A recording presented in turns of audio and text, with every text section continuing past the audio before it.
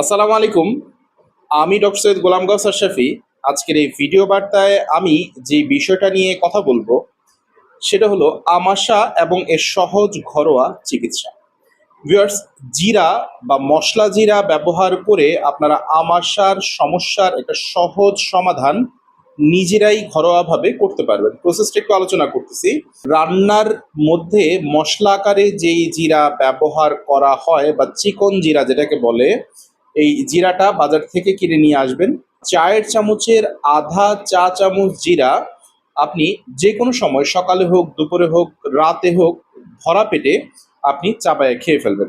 তো কোনো পেশেন্ট যার আমাশার সমস্যা আছে বা ডিসেন্ট্রির প্রবলেম আছে, সে যদি কাঁচা জিরা চাবায় চাবায় খেয়ে নিতে পারে, তো কয়েকদিনের মধ্যেই তার ডিসেন্ট্রি বা আমাশার প্রবলেমটা পুরোপুরিভাবে ইনশাআল্লাহ ঠিক হয়ে যাবে। এটা যে কোনো সময় আপনি খেতে পারেন, সকালে খেতে পারেন, দুপুরে খেতে পারেন, রাতে খেতে পারেন, তবে ভরা পেটে খেতে হবে। আর জিরাটা চাবায় চাবায় খেয়ে এটার সাথে কোনো কিছু খাওয়ার দরকার নেই, পাশাপাশি একটু পানি খেয়ে নিলেই হবে।